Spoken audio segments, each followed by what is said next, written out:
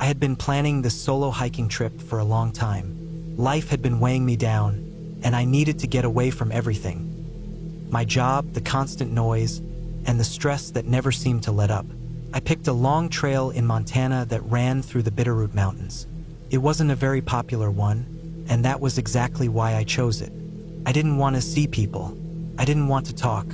I just wanted trees, dirt, air, and the sound of my boots moving forward. I set out early in the morning from the trailhead near a small gravel parking lot. There were only 2 other cars parked there. The trail started off easy enough, winding through a thick forest of pine and spruce. Everything smelled fresh. The air was crisp and cool. I had a good backpack on, with 4 days worth of food, a tent, a sleeping bag, water filter, and all the basic survival gear. I had planned on doing the loop in 3 days but packed extra just in case.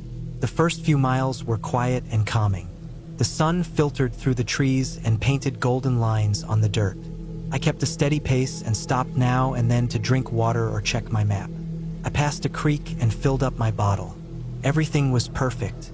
No cell service, no noise, just me and the forest. Around noon, I reached a clearing and sat down on a flat rock to eat. I had packed some trail mix and a peanut butter sandwich. As I ate, I noticed that the forest was incredibly silent. I mean, I knew it was supposed to be quiet, but this was different. There were no birds, no wind, no animal sounds at all. I shrugged it off. Maybe the wildlife just wasn't active during that time of day. After lunch, I got moving again. The trail started to climb higher and the trees grew thinner. The sun felt hotter, and I was sweating under my shirt. I hiked until early evening and set up my tent in a small flat area off the trail. There was a fire ring there, probably left by other hikers, but I didn't bother with a fire. I ate a cold dinner of jerky and dried fruit, changed into dry socks, and crawled into my tent. That night was rough. The wind picked up, and I kept waking up to the sound of branches tapping against the tent or something scurrying by outside. I wasn't scared, just annoyed. I'd camped before and knew animals were curious. I made sure my food was tied up and away from the tent. The next morning, I packed up early and kept hiking. My legs were sore, but I felt good. There was a long section of trail that cut along a narrow ridge with steep drop-offs on both sides. The views were amazing, but I had to keep my focus. One wrong step could send me tumbling down a rocky slope. By the 3rd day, things started to feel off. I was deeper into the wilderness than I'd ever been. I hadn't seen another person the entire time, which was expected, but something about the trail didn't look right anymore. I'd followed the markers carefully, but the path started to narrow and twist in ways that didn't match the map. I pulled out my GPS. No signal. That wasn't unusual out here, but it still made me uneasy. I turned around and walked back a bit, trying to find a recognizable landmark. Nothing looked familiar. Trees, rocks, more trees. I knew I wasn't lost, not completely, but I was definitely off the main trail. I kept walking, hoping the trail would widen again or intersect with another one. Didn't. Instead, I found a small animal path that seemed like it might lead somewhere. It was barely wide enough for me to walk, and it was covered in broken branches and thick brush. I hesitated but decided to follow it. That was a mistake. I followed the path for over an hour.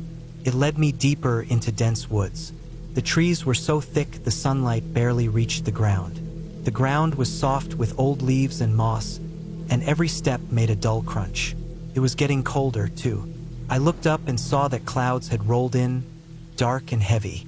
I knew I needed to set up camp again, but there was no good place. The ground was sloped and crowded with roots. I finally found a semi-flat spot near a fallen log and set up my tent quickly.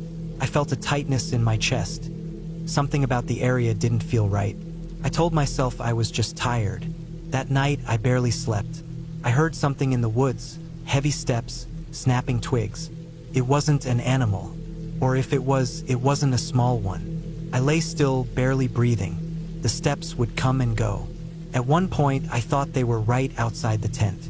I gripped the knife I kept beside my sleeping bag and waited. Eventually, the sounds faded. I don't know when I fell asleep, but I woke up just after sunrise. I packed fast and didn't eat. I just wanted to get back on the real trail. I headed the way I thought I'd come from, but everything looked different. I tried marking trees with my knife, but I still ended up going in circles. I hiked all day. No trail, no signs, just endless forest.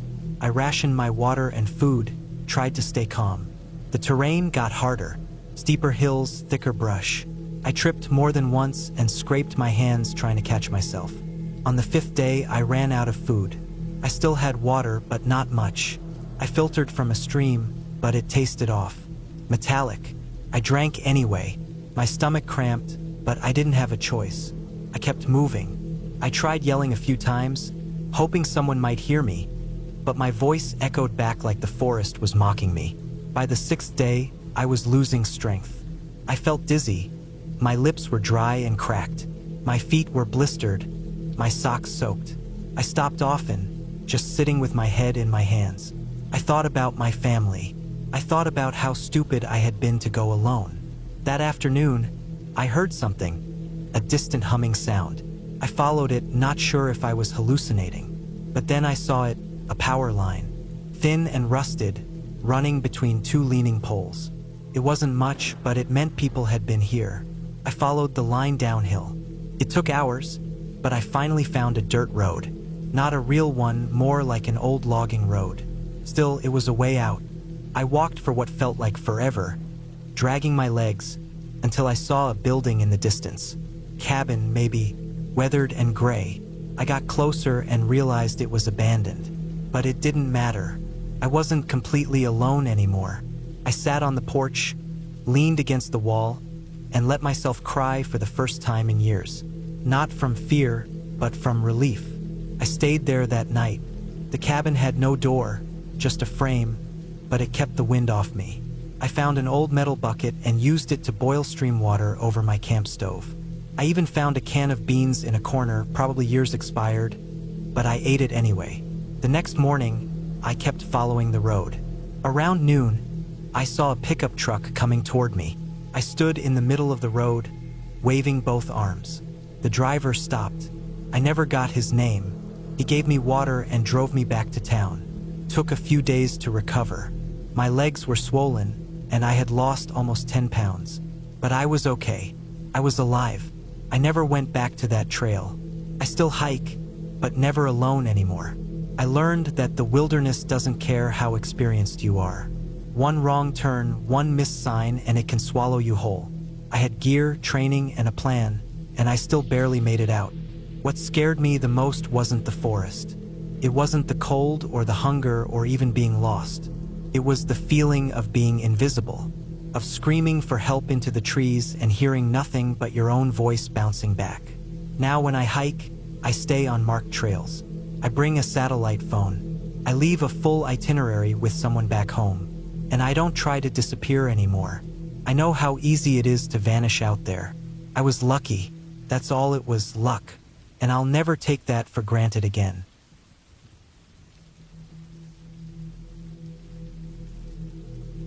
I'd always been a solo hiker. Something about being out there alone. Just me, the woods, the sound of birds, and my own breath calmed my mind better than anything else ever could. I didn't do it for photos or social media. I didn't even bring my phone out much except to use GPS when I needed it. For me, hiking was more of a reset, a way to feel like I was part of something slower and quieter than the rest of the world. This trip was supposed to be a quick 2-night hike through a less-traveled loop trail in northern Washington. I had taken a week off from work, and I'd been studying the map of this place for days. The trail wasn't that far from a state route, and it looped through a patch of forest and back around to the starting point near a small gravel parking lot. About 24 miles total. Some online comments mentioned overgrown sections and unmaintained paths, but that didn't worry me much. I dealt with that kind of thing before. I left my truck parked off the side of the gravel lot early on a Tuesday morning. The air was cold and damp, and there was dew on the leaves, but no rain in the forecast. I had my pack loaded with a small tent, enough food for 3 days, water bottles, a filter, emergency gear, and a printout map in a Ziploc bag just in case. I wore my worn-in boots, thick socks, and a windbreaker. I locked my phone in the glove box and set out just after 7:30 a.m. The first part of the trail was wide and well-maintained, packed dirt with tall trees leaning in from both sides like they were shielding the path. Birds chirped now and then, and everything smelled earthy, fresh, and just slightly metallic from the morning moisture. I felt good. I'd slept well, I'd eaten a full breakfast, and I was finally away from emails and traffic.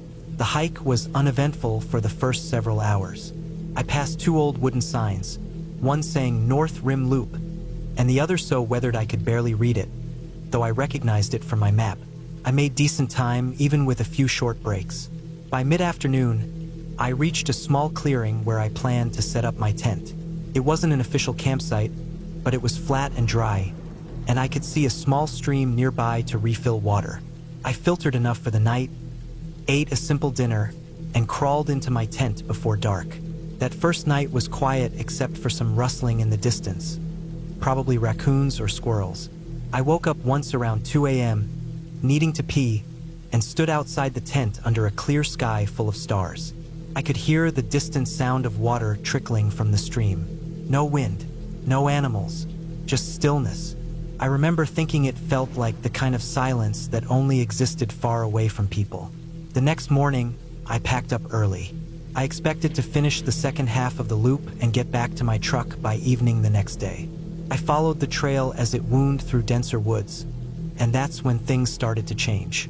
Around midday, I came to a fork in the path that I didn't remember seeing on the map. The left trail looked older, with some fallen branches and ferns growing into it, while the right looked fresher but steeper and rockier. The problem was, neither direction matched what was printed on the map. There were no trail markers, no signs, just 2 diverging paths in the middle of a thick forest.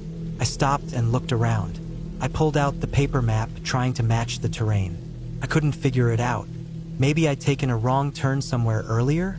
I thought about backtracking, but I'd already hiked several hours, and I didn't feel like adding that much distance. I figured the right path looked more used, which might mean it was more likely to be correct. I chose it. About an hour in, I started to feel like something was off. The path narrowed and became more uneven. Loose rocks rolled under my boots, and tree roots curled over the trail like veins. At one point, I slipped and caught myself on a mossy boulder, scraping my palm. Nothing serious, but it made me more cautious.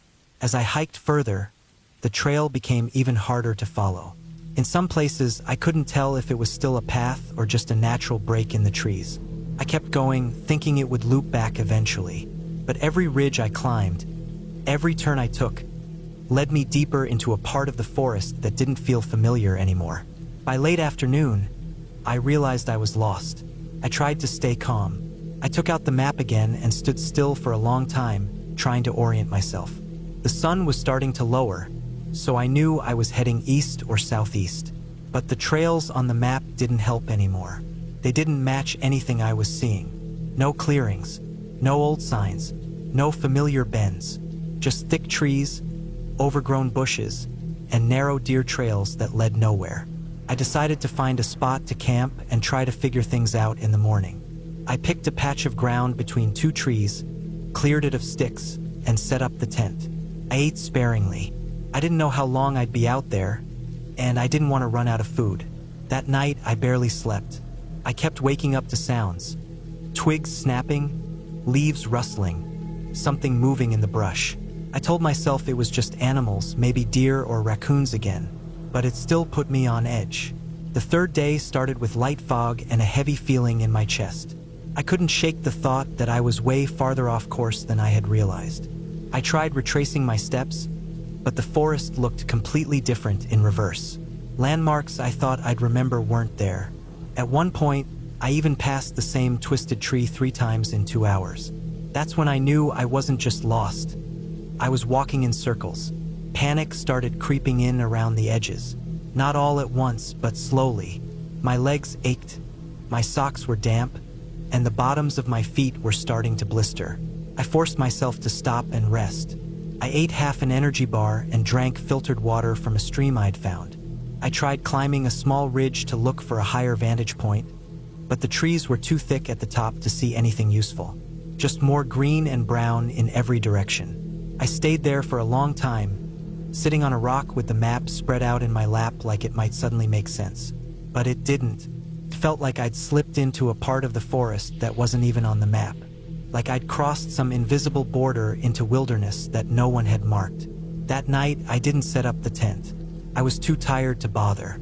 I laid my sleeping bag under a low-hanging pine and wrapped myself up with my jacket on.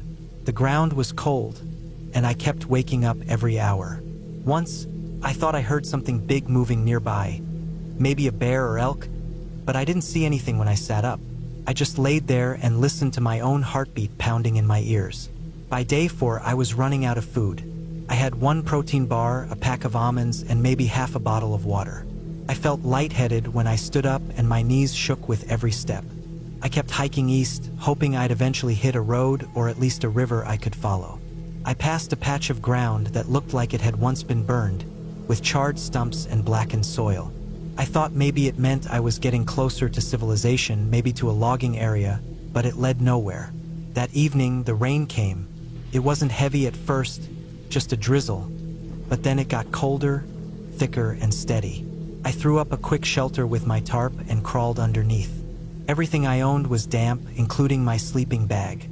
I tried to eat a handful of almonds, but ended up dropping them in the wet grass.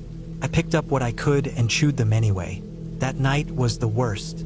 I was shivering, curled in a ball under the tarp, listening to rain pound the leaves above me. I felt smaller than I'd ever felt in my life. Like I didn't belong there anymore. Like the forest was getting tired of me being lost in it. That sounds dumb now, but in the moment it felt real. The longer I stayed, the more I felt like I was being swallowed up by it. On the 5th morning, I woke up to silence. No birds, no wind, no rain, just silence. My throat was dry and my hands were trembling. I didn't even have the strength to be scared anymore.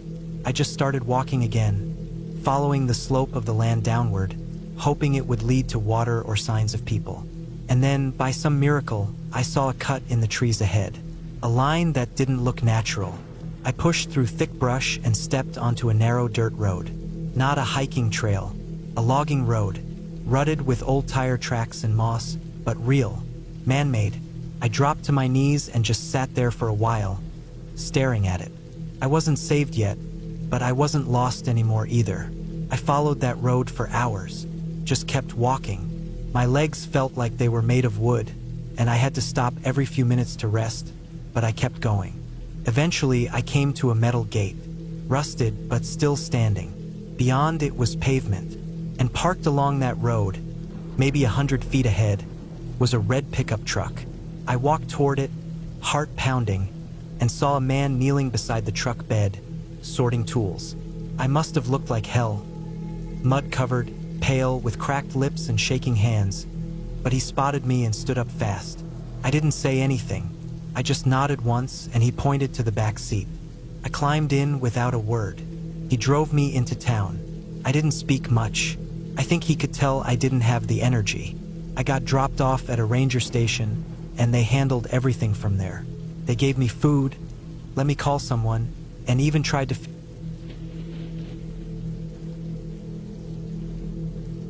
It was early April, and I had decided to take a solo hiking trip into the Margalla Hills near Islamabad.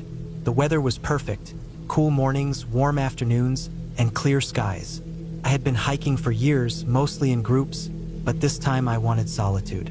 I packed light, a 30-liter backpack with essentials, water, snacks, a first aid kit, a map, compass, flashlight, and a lightweight sleeping bag. I also carried a basic phone for emergencies, though I knew coverage would be spotty. My plan was to follow a less-traveled trail that looped around the hills, a route I had read about in a local hiking forum. It was supposed to be challenging but manageable, with beautiful views and minimal foot traffic. I started early in the morning, parking my car near the trailhead and setting off with enthusiasm. The first few hours were uneventful. The trail was narrow but well-defined, winding through dense foliage and occasional clearings that offered panoramic views of the city below. Birdsong filled the air, and I felt a deep sense of peace. Around midday, I stopped for a quick lunch under the shade of a large tree. I checked my map and estimated that I was about halfway through the loop. Feeling confident, I resumed my hike, eager to complete the trail before dusk. As the afternoon progressed, the trail became less distinct. Overgrown bushes and fallen branches made navigation difficult. I pulled out my compass and tried to stay on course, but the terrain grew increasingly challenging. Loose rocks and steep inclines slowed my pace, and I began to feel a nagging sense of unease. By late afternoon, I realized I had lost the trail entirely. I was surrounded by dense vegetation, with no clear path forward or back. I tried to retrace my steps, but everything looked unfamiliar. Panic started to set in, but I forced myself to stay calm. I had a map and compass. I just needed to find a landmark to reorient myself. I climbed a nearby ridge to get a better view, hoping to spot a recognizable feature. From the top, I could see the city in the distance, but it was farther than I had expected. I must have veered off course significantly. The sun was beginning to set, casting long shadows across the landscape. I knew I couldn't make it back to the trailhead before dark. I decided to find a safe spot to spend the night. I located a small clearing sheltered by trees and set up a makeshift camp. I had enough food and water for the night, and my sleeping bag would keep me warm. I built a small fire to ward off any animals and tried to get some rest. Sleep was elusive. Every rustle in the bushes made me jump. I kept the fire going and clutched my flashlight tightly. The night seemed endless, but eventually, dawn broke. I felt a surge of relief and renewed determination to find my way back. I packed up and set off in the direction of the city, using the sun as a guide. The terrain was rough, and I had to navigate steep slopes and thick underbrush. My legs were scratched, and my clothes torn, but I pressed on. Around midday, I stumbled upon a dry streambed. I followed it, reasoning that it would eventually lead to a larger water source or trail. After several hours, I heard the distant sound of running water. I quickened my pace and soon reached a small stream. I refilled my water bottle and took a moment to rest. As I sat by the stream, I noticed footprints in the mud, fresh ones. Hope surged through me. I followed the footprints upstream and, after about an hour, spotted a group of hikers. I called out, and they turned, surprised to see me. They were part of a local hiking club and had maps and GPS devices. They welcomed me warmly and offered food and water. After hearing my story, they guided me back to the main trail and eventually to the trailhead where my car was parked. I was exhausted, dirty, and bruised, but incredibly grateful. This experience taught me the importance of preparation and caution. I now always inform someone of my plans, carry a GPS device, and stick to well-marked trails. The wilderness is beautiful but unforgiving, and respect for its power is essential.